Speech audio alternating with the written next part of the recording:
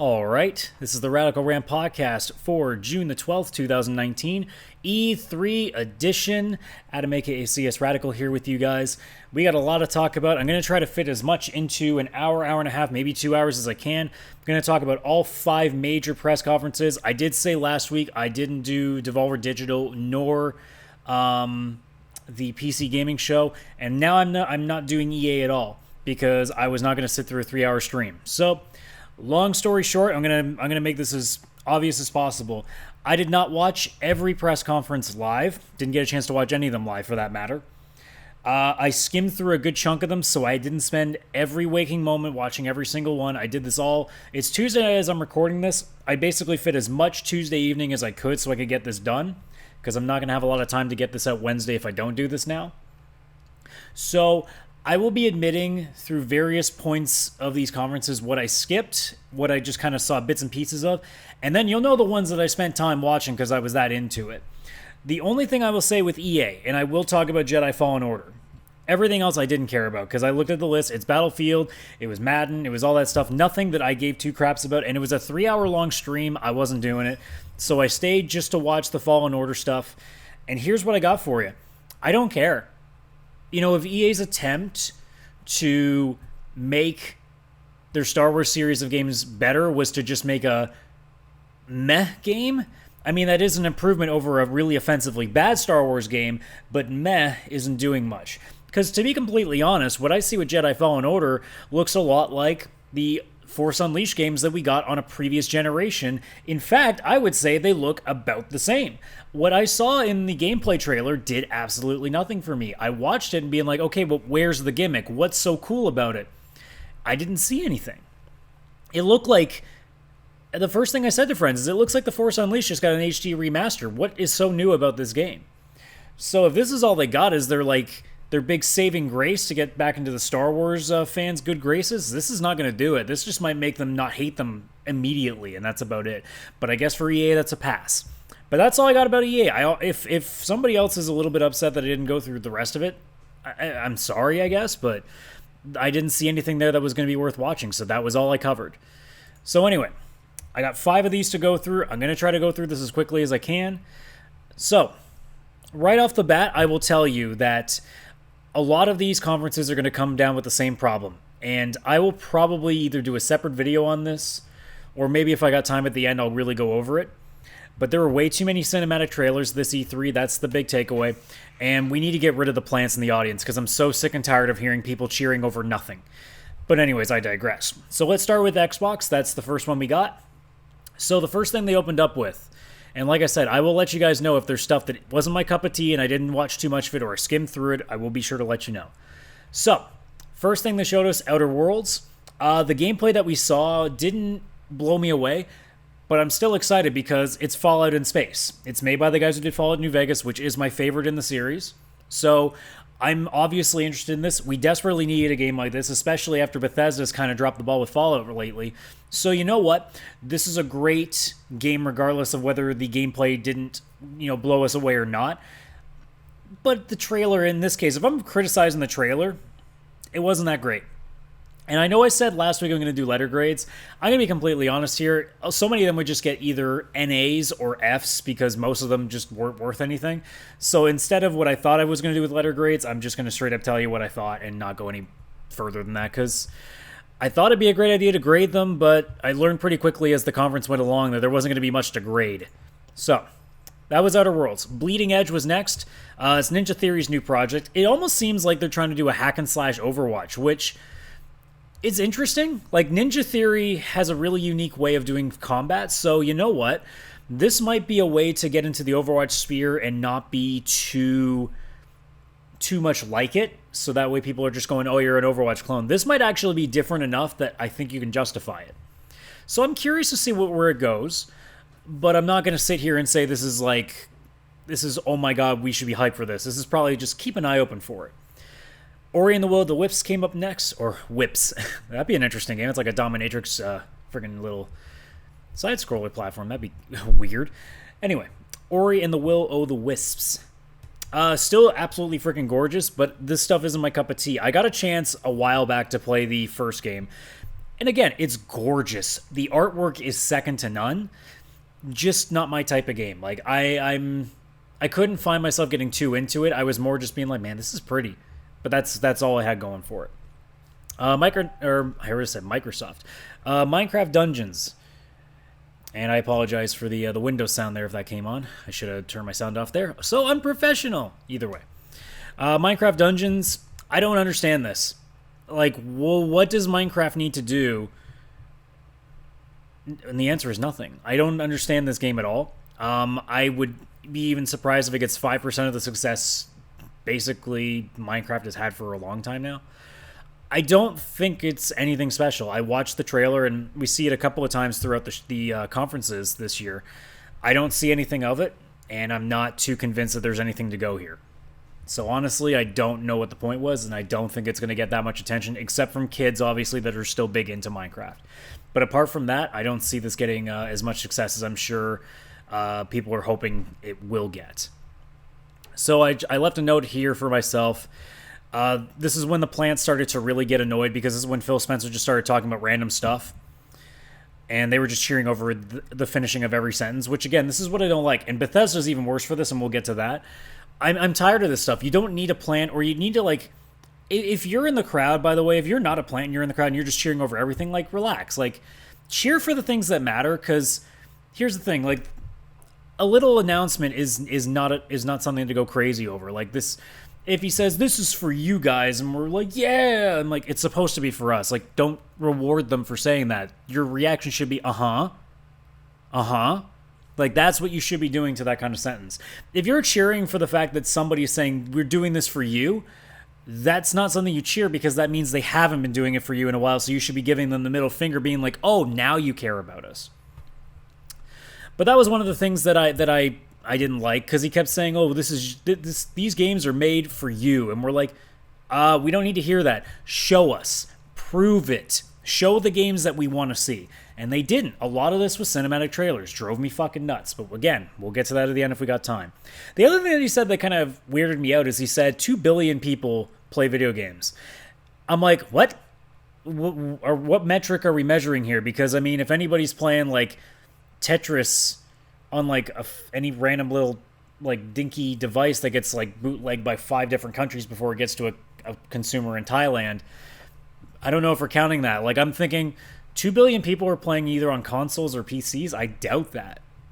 And I know the mobile market is getting put into it. I'm still of the type that I don't like the mobile market and the console market crossing paths and them being like they're the same thing. I don't consider the gamer term to apply to mobile games in the same vein that I would not apply mobile players into the same thing that gamers associate with. So it's one of these weird things that I don't like the mixture of it, because it's not the same beast. Like, I understand that point blank we're both gamers in a way, but the gamer term has always been reserved for the people that play in their like, the, I guess if you want to go with the really bad version, it's the people that play in their parents' basements for 10 hours in a day, you know, doing Dungeons and Dragons bullshit. That's what we associate with a gamer, like a World of Warcraft thing. Not somebody playing on their phone for 10 minutes playing like a crossword game, you know? But either way, I digress. Like I said, just the plants, they needed to kind of relax a little bit. They did a cinematic trailer for Jedi Fallen Order. Same deal. I don't care. It's not changing my opinion at all on things. And in fact, I didn't even like the voice acting in that, so I'm also putting that red flag up.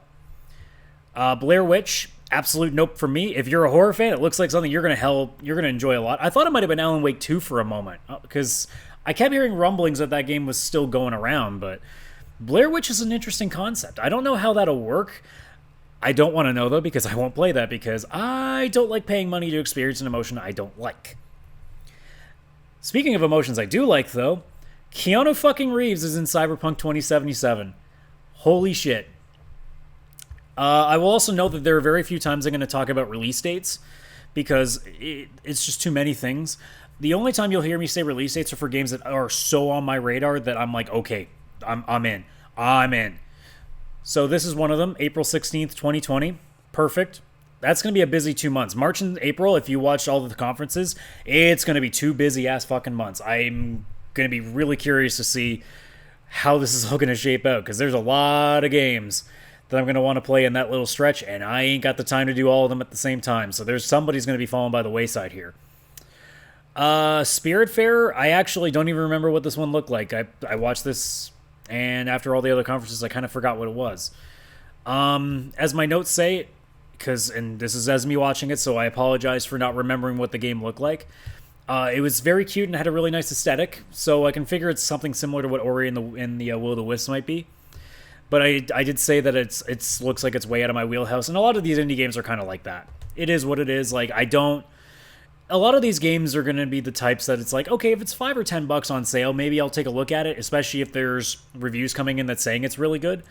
But otherwise, like, I don't know, I don't have a lot of time to play to begin with, and I don't know if I can take a risk on games that might just not be my style. I don't want to take, even if it's a $15 risk, that's still a big risk for me right now financially, so I got to be careful about it. Battletoads, I'm happy to see it back. I might take a look at it, but I get the feeling this is going to be $30-$40 at launch, and I'm not justifying that at all. So it's probably going to be a buy it when it's cheaper kind of game. Although I will admit, because from watching that trailer, the driving level that I can't remember if it was like an air glider or what they call the things in that infamous level. The driving level in this game looks terrible because they put it in 3D going forward instead of side scrolling.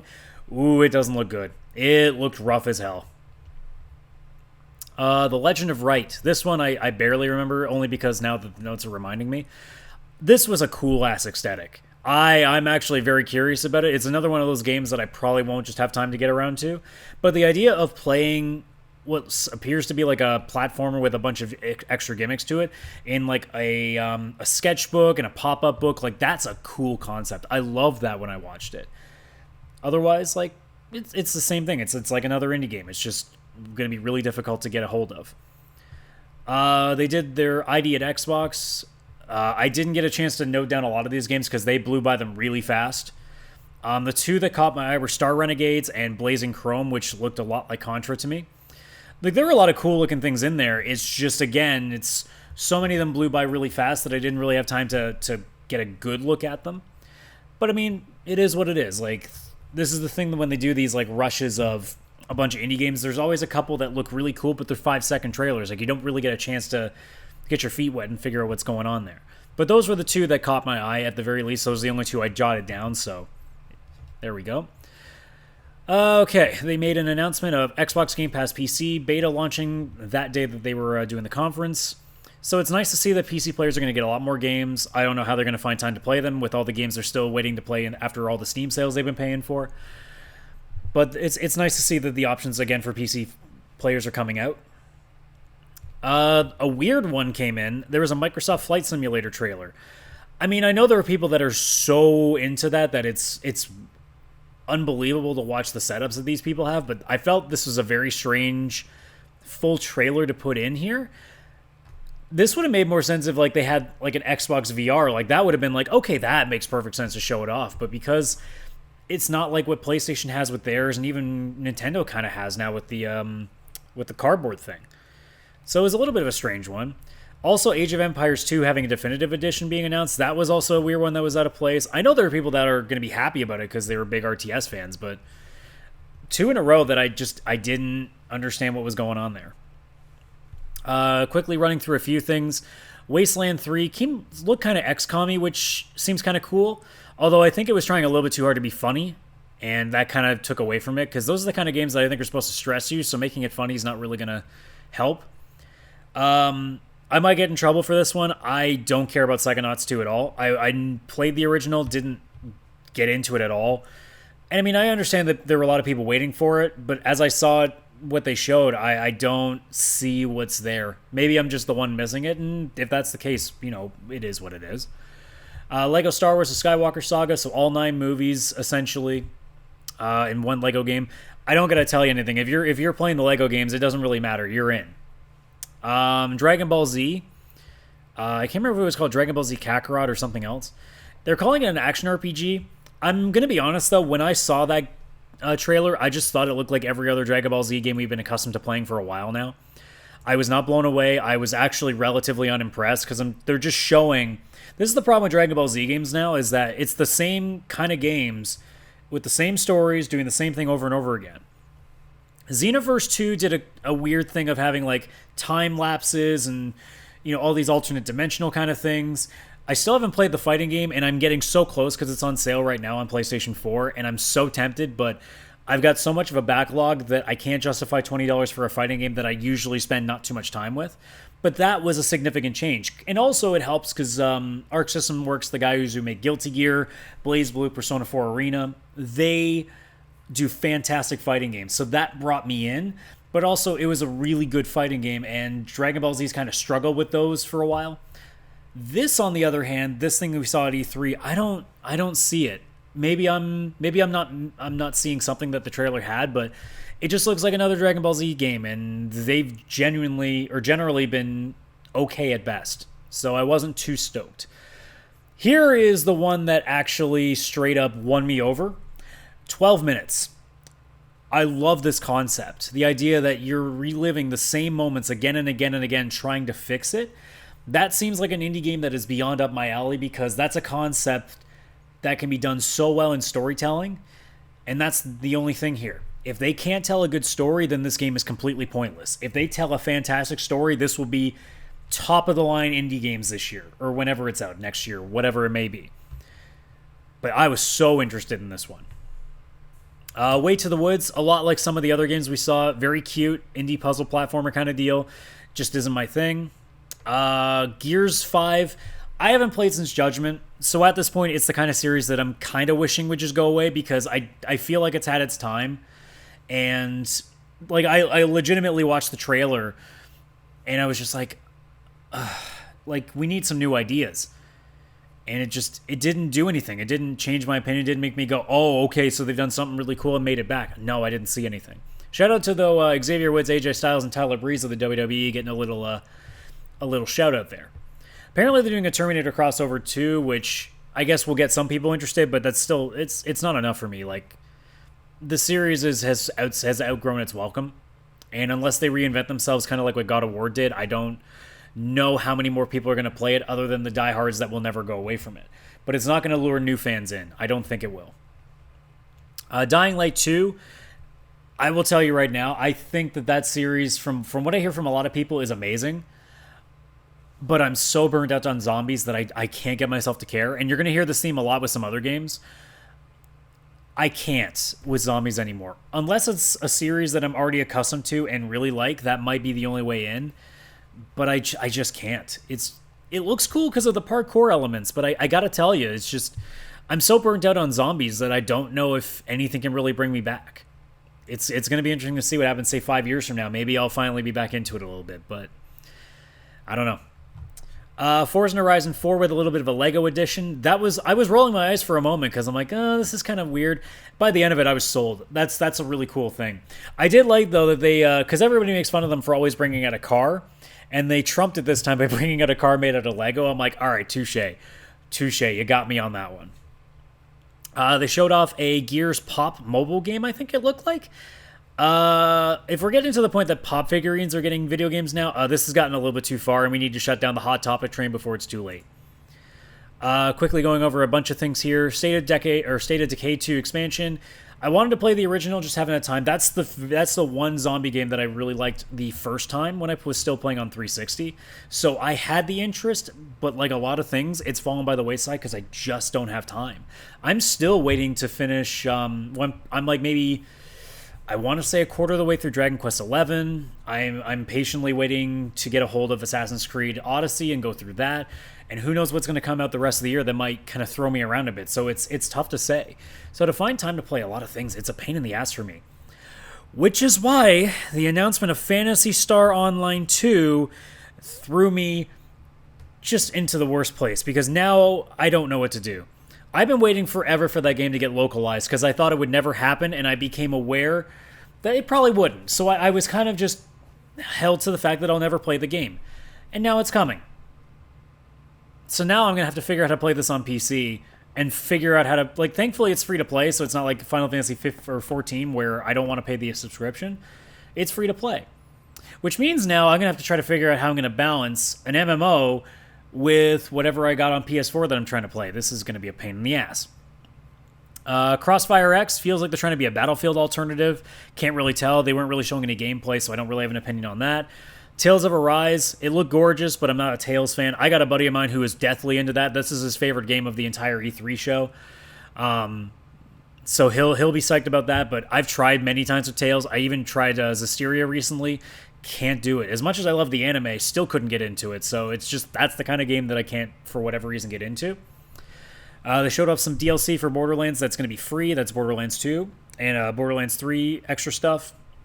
I got to tell you, they showed off all the new characters that you can choose from. I didn't see one that was like the standalone, okay, that's the one I'm going with. I'll probably end up playing it one way or another because I got enough friends that I think would definitely play it with me, and that might be what saves me. But at this point, I don't know if I'm that in. I don't know if I'm so psyched for Borderlands for another round, because it didn't look like they changed too much. That may not be a bad thing, but I was kind of hoping, and I said this, or I wrote this in an article a while ago, if they did a Borderlands game the same way that Destiny goes, I'd be like beyond into that. And I know it's kind of the same thing, but with an always online sort of deal where there's a lot of other people that you cross paths with, I think that would be really cool. But, I mean, Borderlands 3, sticking to the same formula is not a bad thing. It's always going to be fun for people playing with each other. This just might be one of those ones that passes me by. I never played pre-sequel for that, and even though I got Handsome Collection for free on PS Plus this month, I probably still won't ever touch that one. Almost done here for Xbox. Elden Ring, which is a game with George R.R. Martin. I couldn't tell you what it is, but it's a From Software game, so I'm probably not going to touch it because I'm not their target market with these games. I kind of want to play Sekiro, but I almost still don't because I don't want to buy a game and then not want to play it after an hour when I get my ass kicked. Because I said it before, I don't got time to play a game that's going to frustrate me. I don't have that kind of time, so I'd rather play one that's fun. And we got... This is where the ending was completely flat, and this is where a lot of people are criticizing Microsoft. The new console was announced, Project Scarlet, and they didn't show anything. They just talked about how it's going to be powerful, and it's the exact same stuff that PS5 has already been shown to be. Sony was smart to get ahead of the game, and Xbox made a crucial mistake by not showing the console, by not telling us anything. They said it's going to be out holiday next year, but that means nothing. That's not hyping people up for a date yet. They're not telling us any games that are going to be out right away for it. They had the chance, they had the floor to really push their console, and all they did was basically put them on the same ground that Sony's already at. So Sony can come out anytime they want, maybe if their next state of play, and be like, all right, here's our console, and here's what you need to know. And they could blow people away again with the hype. And that's all they got to do. So they fail exponentially. I thought I was going to talk for 10 minutes on this, and I'm done. There's nothing to tell. Like, they talked about the same kind of terms of power that PS5 already revealed itself to be. 8K, SSD, looking to get 120 frames, they're trying to do everything that we're supposed to be interested in doing, but they didn't say anything that suddenly made it be like, oh, so that's what PS5's competition is.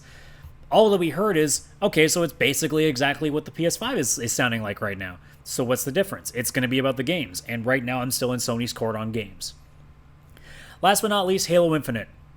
And this was the coldest final reveal trailer I've ever seen. I didn't know what the hell it was for a while. Then when they revealed Master Chief, I'm just like, really? That's how you're doing it? I didn't like it at all. It's very much in the same... Although I will admit, it's very much in the same place that Gears is, where I'm just done. I haven't played since Halo 4, and I actually didn't enjoy Halo 4 that much. I think I'm just burnt out on that series. So maybe if you're a big Halo fan, like this blew you away, but for me, it just didn't do anything. Microsoft, I thought, could have run away with this conference. They failed exponentially. They didn't have a bad conference, but they had the floor to go nuts with it and beat everybody, and they didn't. In fact, I'm trying to think of all the conferences. I don't know if anybody necessarily won, just certain games did. The runaway for this one was Cyberpunk and 12 Minutes. Phantasy Star Online 2 gets an extra special shout out just for shocking me, but the first two would definitely be the ones that blew me away. So we're going to move on to Bethesda here. So where are we at? I'm just checking the time. 25 minutes almost? Yeah, I think I can get this all done in one thing. We're moving fast enough that I think we're good. Might even get a chance to talk about cinematic trailers by the end. So anyway, Bethesda. I'm going to tell you right now, I skimmed through so much of this. I think I finished watching the entire thing in like 15 minutes. Because I didn't care about a lot of this stuff. And again, I will be openly honest when we get to these points. First mistake. 10 minutes in, no gameplay apart from the intro. Not good. And then their first reveal was Elder Scrolls Blades, which is basically looking like a mobile game. Not a great start. Terrible start. Then they go on to Fallout 76 Wastelanders. Again, you're trying to get people interested in your conference, and you've started with 10 minutes of nothing, an Elder Scrolls game that isn't even really an Elder Scrolls game, and now a Fallout 76 expansion that they had to make free because Lord knows they need to keep apologizing for that one. The plants were really bad at this point. I was just sitting there being like, guys, like, you can't be cheering this hard for this stuff. There's nothing to cheer for right now. They're basically trying to apologize to you, and you're acting like this is the biggest hype thing ever. This is bad. This was the worst point in terms of plants. Whoever was in the audience going a little bit too nuts, you should be ashamed of yourself, because that was a little too much. Like, dial it down a little bit there, buddy. I mean, I can be excited with the rest of everybody, but this was not it. The first, and I'm looking down the list. Actually, well, there were a couple things, but this was the runaway, and I don't even know what it is. Ghostwire Tokyo. Ikumi Nakamura sold me before she even pitched the damn game. She is the runaway. Now that the entire show is over, I said in this, I think she's the runaway. She 100% is. And if you've seen all the fan art done of her, she did a post like showing a lot of the stuff she got. And then, of course, naturally, some people thought, oh, they're fan arting her, they're trying to sexualize. Like, oh my god, guys, shut up. She was fantastic. Like, it's same to the guy at EA's one time that was doing Unravel, where it was just so natural and so honest that you couldn't help but be it was infectious. Her demeanor was so infectious.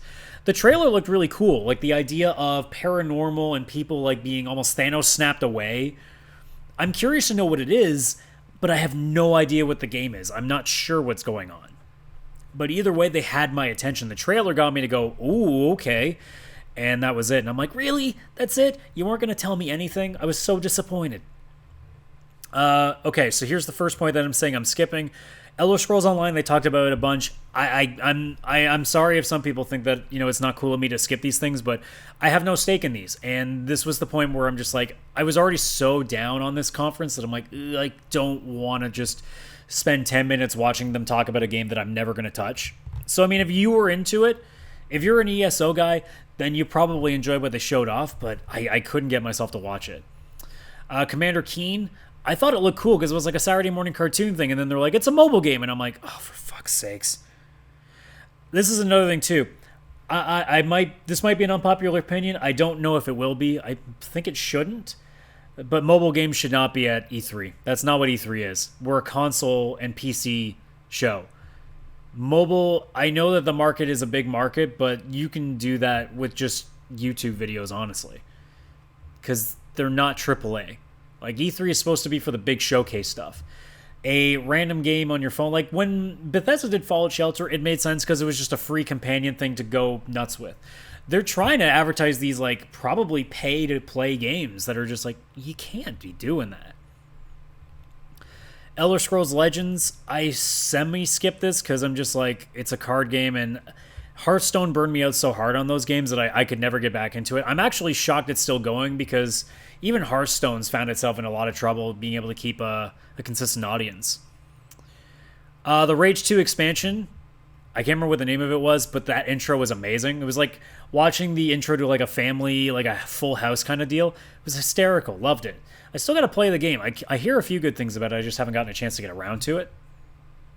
Wolfenstein Youngblood. I am 100% down to play this if it's cooperative the entire way through. That will be an absolute blast to play. And another game that also had a really good concept but didn't see any gameplay to it was Deathloop.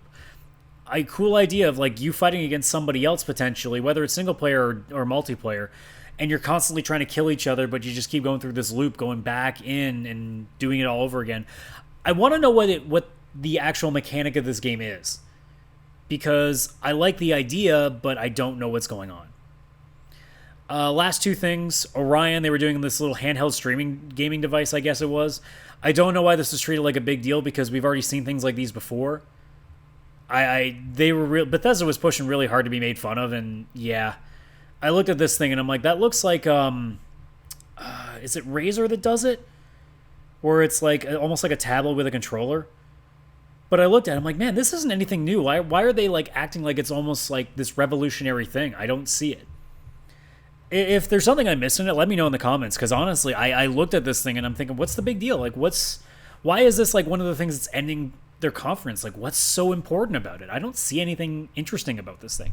We already have the Nintendo Switch. It's far better than what Bethesda's going to give us, so why? That was just me.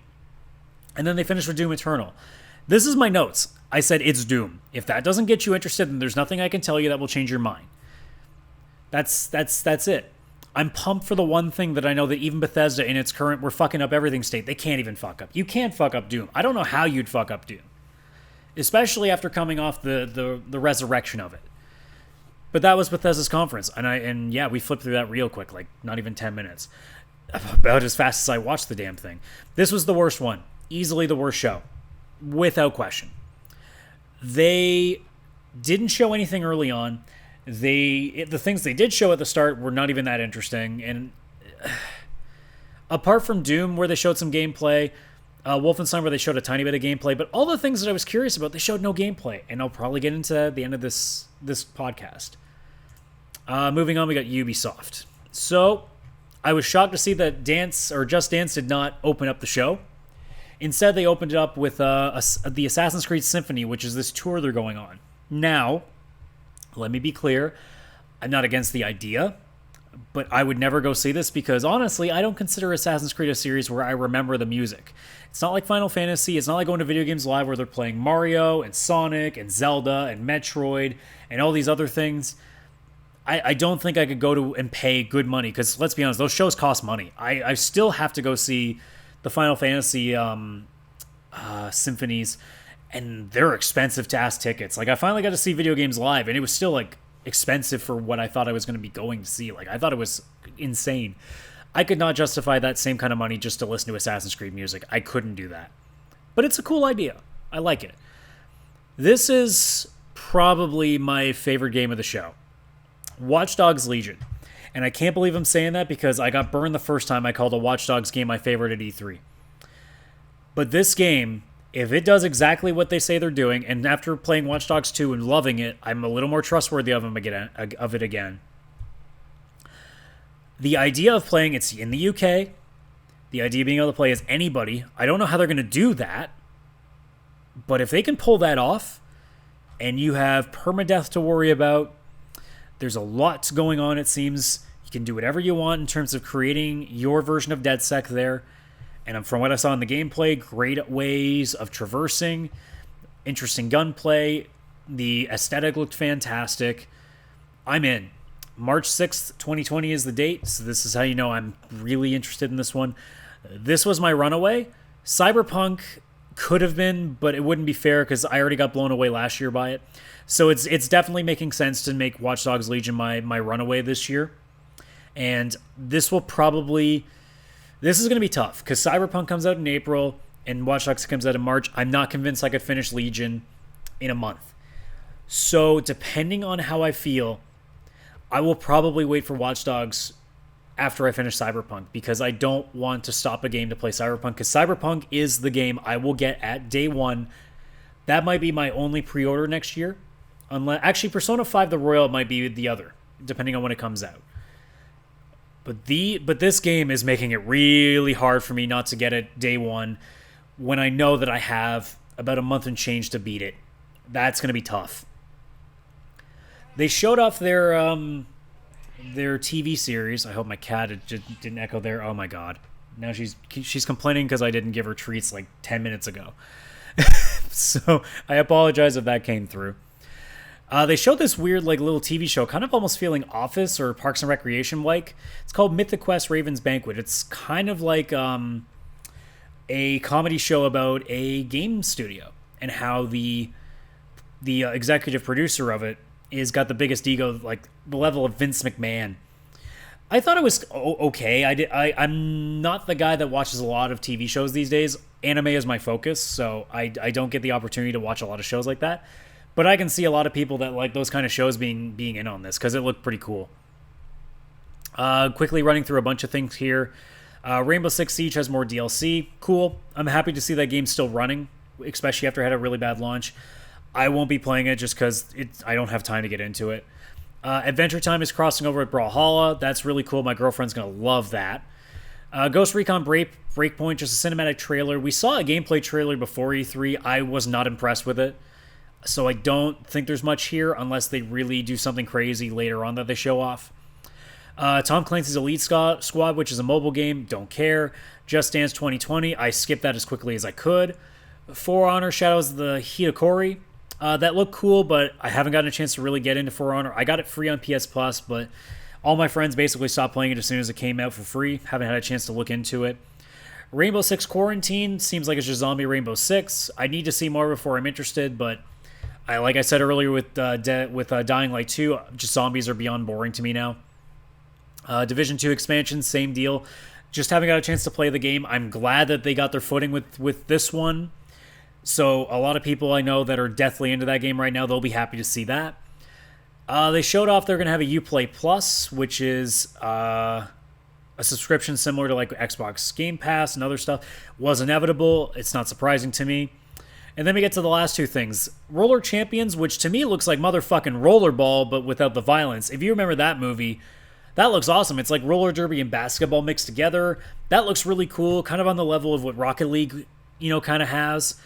That's definitely something I'm going to take a look at, especially if it's at a low price. Apparently, I thought somebody told me that it might have been a free-to-play, or at least it was going to start off free or something like that. I'll take a look into that because that definitely got my attention. And then last was God and Monsters, a new IP they showed off. I was not impressed. It might be for a younger audience, so maybe that's why. It seemed like it was going for God of War, but less bloody, obviously, because, you can't get much gorier than God of War. But yeah, I don't know. I didn't see enough to get a real sense of it, but the aesthetic kind of told me that it probably won't be up my alley. But that was Ubisoft. Same deal with Microsoft. Like a pretty good one. Like, it was good. Just the difference is they didn't have as much pressure on them like Microsoft did. Like I said, Watch Dogs Legion ran away with this one. Roller Champions was a nice little addition. So both were pretty cool. I would rate that show pretty highly as well. We go into Square Enix. That cat is annoying as hell.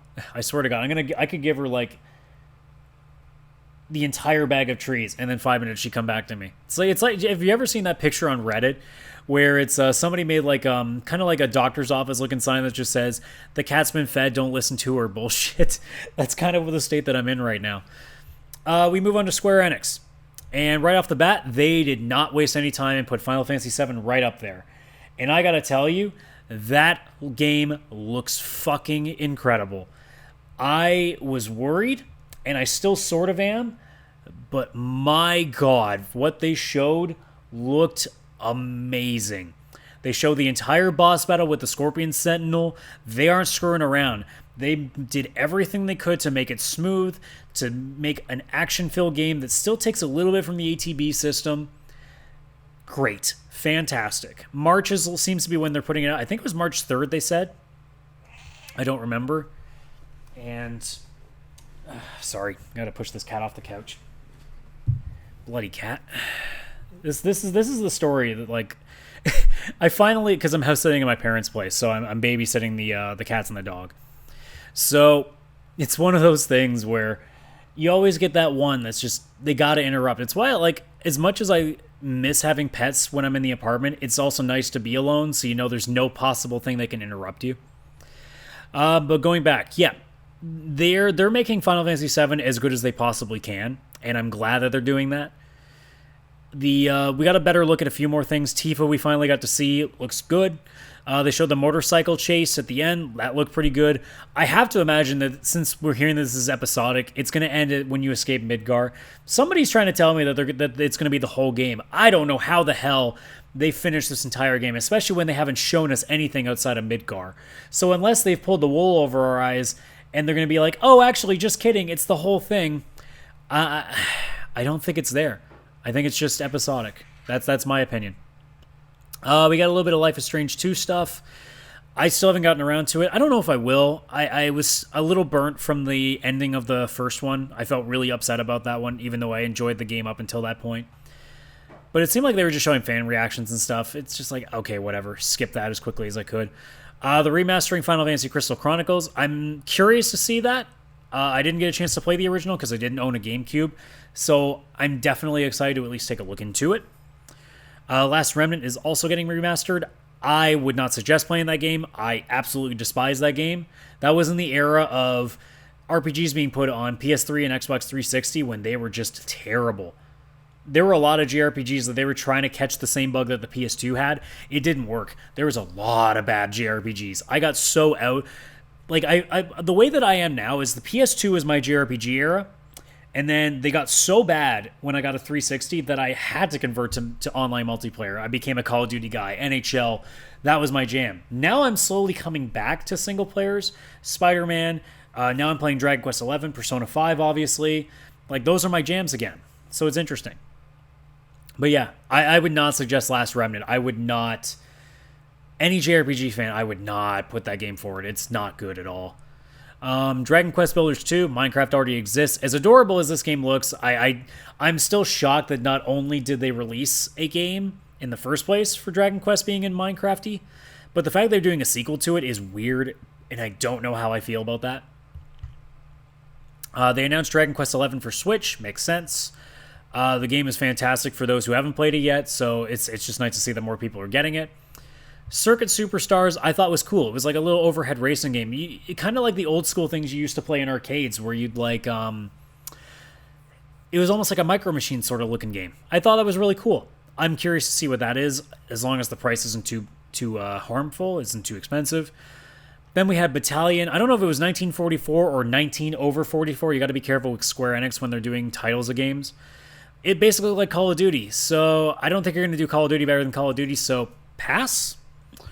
I already knew about this. Square Enix music is being available on various music apps and services like Spotify. I already know about that. That's really cool. If you don't have the money, which most people don't, to get all the soundtracks, this is a great option to do. Kingdom Hearts 3, was RE-Mind or something like that? I didn't see anything in this trailer that told me, oh my god, but it's Kingdom Hearts. I enjoyed the game, and you know I'm playing whatever they got, unless the price is absolute garbage. I quickly skipped through a couple of things. Final Fantasy 15 or 14 Shadowbringers, same like I said earlier. I wish I could play that game. I played it, I got the free trial, and I loved it. I can't justify a monthly subscription when I already have PlayStation Plus and I can play more than one game and for cheaper every month. I can't justify an MMORPG because I'm so fickle with games, I can't do it. Because there's a very easy chance that I would have a subscription for Final Fantasy 14 and then a month later not play it for 3 months. I don't want to go on and off like that. It's not good for me. Dying Light 2, I don't even need to say anything other than the fact that Metro did the music in that trailer, which was cool. They're bringing a couple Romancing Saga games in, Romancing Saga 3 and Saga Scarlet Grace's Ambitions. Again, those Square Enix titles, I swear. I never played anything in that series, but it's cool to see more games come into the West. I need to see other people's thoughts on it, though, because I don't have an opinion on that series. Probably another kind of game where I just be like, if it's good, I'll wait for it to drop in price. They did some Brave Exvius stuff for mobile. I don't give a shit. Same deal. I don't like mobile games at E3. Outriders, I'm half and half. I didn't see anything that made me go, wow, but it's a People Can Fly game, and they are universally known for being the most silly, over-the-top fun games, so it could probably still be really cool. Oninaki, it looked okay, but it's probably another one of those, like, indie RPG-looking games that just won't get to me because I won't have enough time to play it. This is the point where I got really disappointed. They showed Final Fantasy VIII being remastered, except I don't know what looks so remastered about it. I honestly looked at it and thinking, when's the remaster part of the trailer showing? So here's my thing. If you're going to show off a remaster, if it's not obvious, why show it off? Why just call it a re-release? Maybe saying, hey, we're touching up a few things, we're messing around with the systems. But when we hear remaster, we think it's going to look crisper and better. I didn't see that. I didn't see that at all. So I was a little annoyed. I was not impressed. And then last, Avengers. This was the only thing I was looking forward to. And I'm going to tell you, I'm very disappointed. I'm not worried. I'm not overly upset. But I wasn't blown away at all. And I was hoping that it was going to be something cool. It looks like it's a games as a service game, which already gets a red flag pulled up. But they did say, hey, we're not charging you for for later installments, no loot boxes, no pay to win. But I'm still not 100% confident in it. So I got to tell you, I'm a little nervous.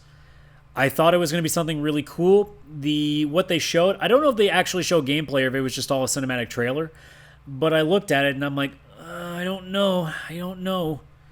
I mean, who knows? It could actually be amazing, but from what I saw at this conference, I was hoping for something that would just make me go, oh my god, yes, we are so playing that game. And I walked away being like, I think I'm waiting for this to come out first. It went from, I'm probably pre-ordering this to, I might not even get this. But we'll see. But that was Square's. Same with Ubisoft, honestly. Like, there was enough cool things in there.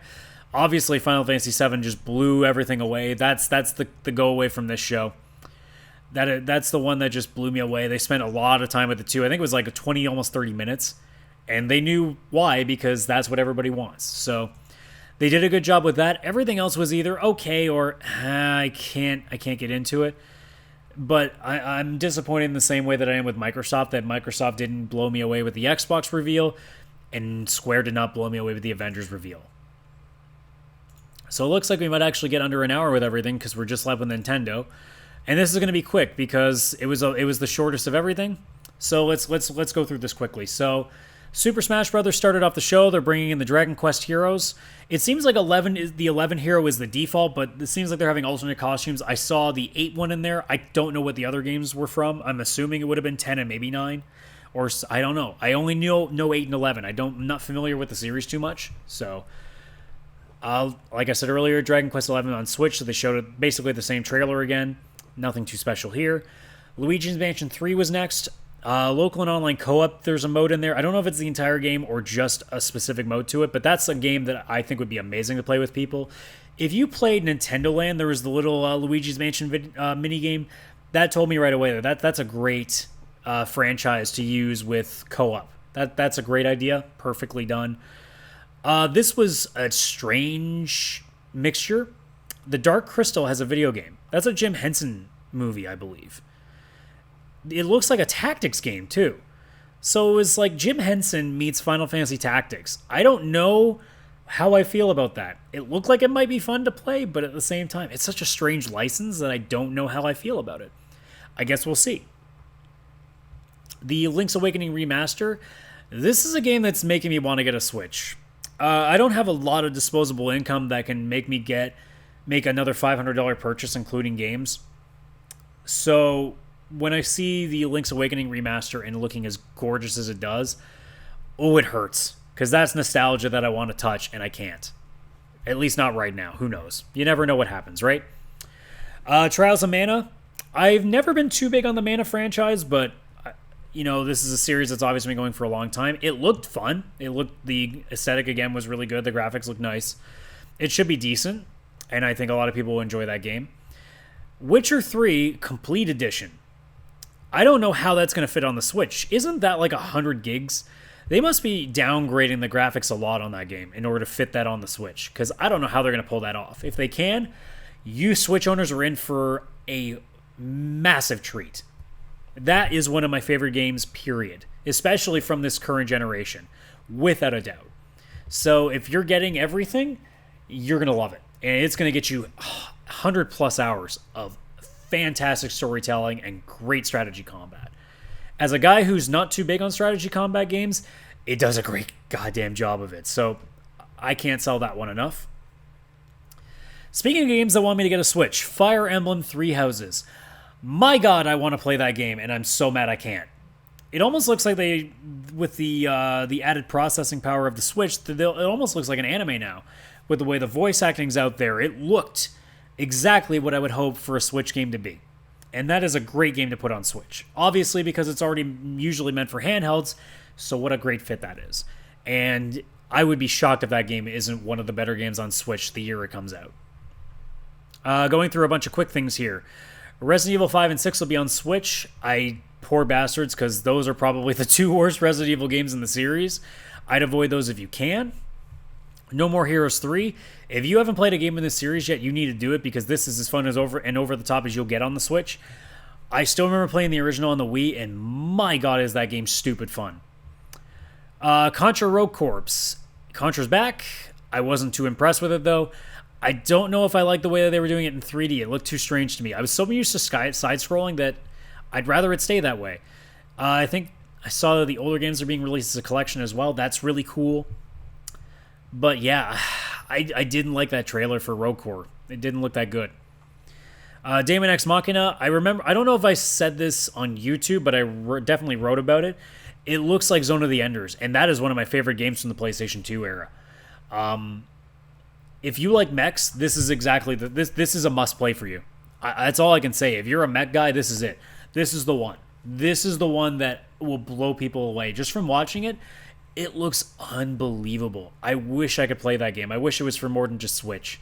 Because, man, I want to play that. Because if it's anywhere close to what Zone of the Enders the Second Runner was for me, that's nostalgia. That's just that's like almost a drug for me. Speaking of things that are probably a drug for people in terms of nostalgia, I don't know the series, but I heard a lot of good things about Panzer Dragoon. So to see it back, that's a great thing for a lot of people. And hopefully that it actually ends up being really good. Now, I will tell you that I didn't see too much of it. It doesn't look like it's my thing. But if a lot of people have been waiting for that series to come back, it looks like more of the same. So it probably is going to be exactly what they hope it will be. They talked a tiny bit about Panzer Dragoon. Or not Panzer Dragoon, Jesus. Pokemon Sword and Shield. I was scrolling around and I totally went right back to Panzer Dragoon's spot. They didn't show much. They just made it clear that it's probably not going to be coming for a little while, so to hold tight and wait, which I think people will be fine with. I'm sure Let's Go Eevee and Let's Go Pikachu are doing just fine. Astral Chain was next. Felt a lot like Nier Automata to me. I have a mixed bag on this one. It looks good, but I also have a weird feeling about it. I can't really say why, other than the fact that the voice acting was pretty lousy from that trailer. But it's a Platinum game, so you know what? It'll probably still be really fun to play. Nier was one that I kind of enjoyed, but at the same time, I just couldn't get into enough that I finished it. I didn't hate it. It's one of those games that's like, I'm not sucked in enough that I didn't stop. We're going to run through a lot of small things again here. Empire Sin, top-down mafia shooter.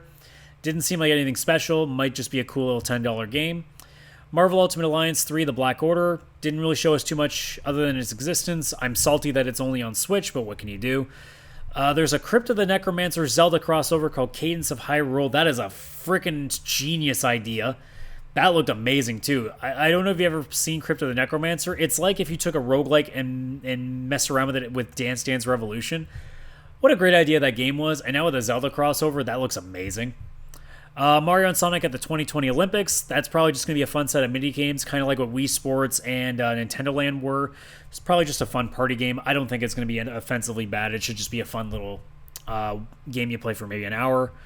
Animal Crossing. I'm not an Animal Crossing guy, but I know way too many people that are freaking out because they're finally getting one on Switch, because this is literally that and Fire Emblem. These are the two games that are meant for Switch. These are the ones that you play on the train. These are the ones that you just take with you, if you're going away and just playing casually while you're in the car or on the. This is it. That's the game right there. And the fact that they're finally getting one on Switch is long overdue. It should have been out there near launch. It's amazing to me that it took this long, and it's probably maybe being another year. That's offensive. Like, that should have been out right away.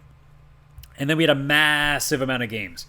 I'm not going to list everything here because I didn't get a chance to jot everything down, and I didn't want to keep going back to do it back and forth. So I'll tell you the ones that grabbed my attention.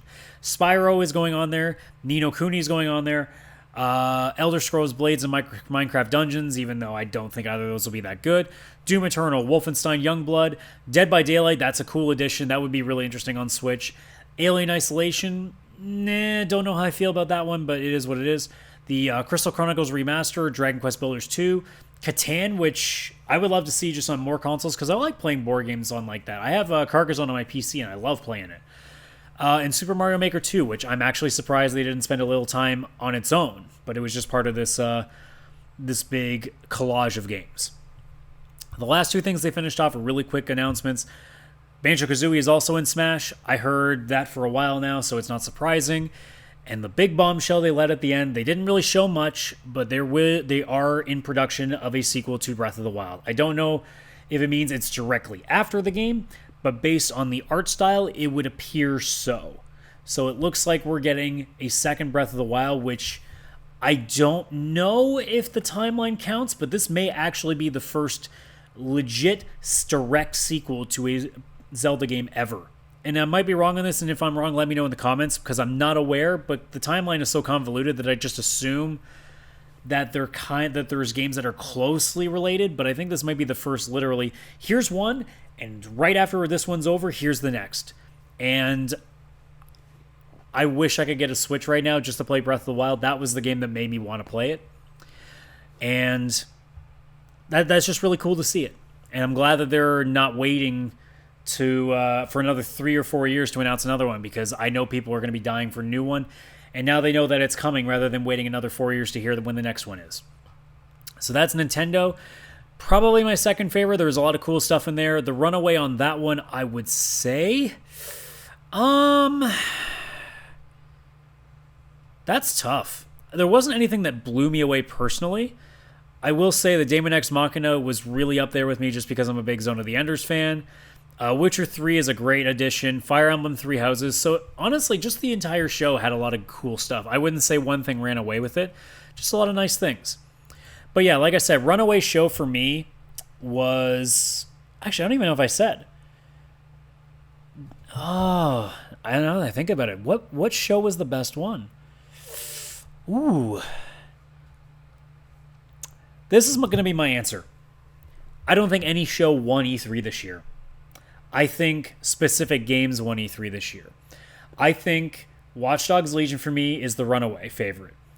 Ikumi Nakamura for Ghostwire ran away with being just the best speaker at E3. Keanu Reeves being there is the best moment. There's a lot of things to go through. Final Fantasy VII also did a great job, but I don't think any show is the runaway favorite. I think if I was to be as close as I could, I think Ubisoft and Square Enix are neck and neck. I would probably give the edge to Square Enix just because they did the job that they needed to do, which was to get people psyched for Final Fantasy VII. They did the one thing they needed to do, and they did it perfectly. So maybe I give them that edge, but honestly, between the two of them, I don't think there's a right and wrong answer here. Microsoft failed exponentially because they had the chance to really get ahead of Sony, and they didn't do that. Bethesda had easily the worst one. And Nintendo, honestly, Nintendo was okay, but it was a short one and there wasn't anything that I'm going to remember as being the big thing that they showed at E3 this year. So we are at just under an hour, so I will take this time to go through this one problem that I had at E3 this year, apart from the plants. I think we need to get to a point where we need to stop with cinematic trailers, except for this following requirement. This is the only time that I feel you can play a cinematic trailer at E3. It's a game that you have already shown gameplay for, or you are about to show gameplay after. You can have a cinematic trailer if you're going to have gameplay after, or if you've already shown it. The only other instance that I think it's okay is if it's a series we know. You can get away with showing a Gears trailer, or a Halo trailer, or a Forza trailer, or whatever, because we know what those games are. But in the case of games like Ghostwire, and Deathloops, and games of that ilk that got me so psyched in the idea of it, why would you ever show me the game that you are announcing and revealing for the first time, a premiere to the world, and not even show me what the fuck that game is? You are a new IP, you need to show the gameplay. You are not to show a cinematic trailer, because that means nothing. We have learned time and time again what happens when we trust what we see in a cinematic trailer. Take a look at Aliens Colonial Marines. That even showed us gameplay, and it was a downright lie, but there was a lot of cinematic trailers that showed us and got us psyched. That's what they're supposed to be for. They're supposed to psych us for the game that we already know is coming. If I have no idea what your game is, a cinematic trailer is certainly not going to do that job. So for next year, if there is an E3 next year, because we all know that that show is dying, I don't want to see cinematic trailers unless A, you have shown us gameplay already, or B, it's a series that there is no way we don't know what that game is. Because I'm so tired of walking away from each conference did this. There are games that got shown that I'm like, that should look cool, but I don't even know what it is. I can get a rough idea what it might be. Like Ghostwire could be a third-person survival horror. It could be a first-person paranormal action shooter. I don't have a goddamn idea. It could be a choose-your-own-adventure. It could be like Until Dawn. I have no clue because they didn't show us. And if you want to say, well, they told us in a press release or they kind of gave us an idea in the speech, no. Show me gameplay because that is the easiest way to convey what your game is. And if you're not going to do that, you're being fucking lazy or you shouldn't have shown your game in the first place. Hype us for a game that we know is coming. Because we have seen so many times. I mean, take a look at how many games got shown at E3 in terms of just announcing it and showing us a cinematic trailer and never happened. Whatever happened to Rockstar's Agent? That's a great example that I love bringing up. Whatever happened to that? Nothing. The only things we should be seeing at E3 are guarantees. I don't want to see maybes. I want to see guaranteed games coming out, which means that if I've never seen it before, I need to know what it is, and you show me that through gameplay. We went through this a while ago, where we were getting so sick and tired of CG trailers because they weren't reflective on what the actual game's graphics were going to be. So this shit needs to stop. Abide by those two rules, and we're good. And I thought... this was a really disappointing E3, just because it definitely felt like... I thought that there might have been a room for a lot of surprises, because I sat here thinking this is going to be a very underwhelming E3. And sure, there were a couple of cool things here and there, and Watch Dogs Legions blew me out of the fucking water this year. But this E3 is not going to be something that I remember. Not like remembering various E3s throughout the years where we heard the Final Fantasy VII Remake for the first time, and various other moments that I'm just not thinking of right now, but there obviously were a lot of them. This year is not going to be a memorable E3 by any stretch. And it may be showing us that this may actually be the first nail in many to the coffin that it will be E3's inevitable demise, because I think it's going to happen. But that's my thoughts on it, guys. I might be starting a second podcast with some friends down the road. We're talking about it now. I don't know if this will be on my channel. If it isn't, I'll make sure I refer to it at some point, whether it's on Twitter, whether it's through the channel, and whatever else. But those are plans going on. I'm looking into that soon. We'll see what goes on. I apologize if there was any news stories apart from E3 in the last 7 days that I just never got to. If there was, you know, it's E3. There just is too much else going on that I just didn't have time to go around and talk about it. So that's going to do it for the show. Thanks for watching. If you like what you're seeing here, don't forget to like and subscribe. Share the video with people if you want to spread the love around. And again, like I said, if you got any comments, questions, whatever, don't be hesitant to put in the comments below. If you want to tell me that I'm a piece of shit, I don't care. Like, I can take whatever you throw at me. So have at it. I'm always happy to chat with you guys every time I get the chance to talk to you, whether it's on Twitter, YouTube, my blog page, whatever else. Always having fun doing that stuff. And I can't wait for further down the summer when I get to go to my one convention a year where I get to run some panels, get to go nuts there. And yeah, a little disappointing this E3. A lot of cool stuff to look forward to, though. And we'll see what happens if Sony decides to do a state of play anytime soon, because the floor is open for Sony now after Microsoft dropped the ball a little bit. So that's going to do it for this episode. Thanks for watching, and I'll see you next time.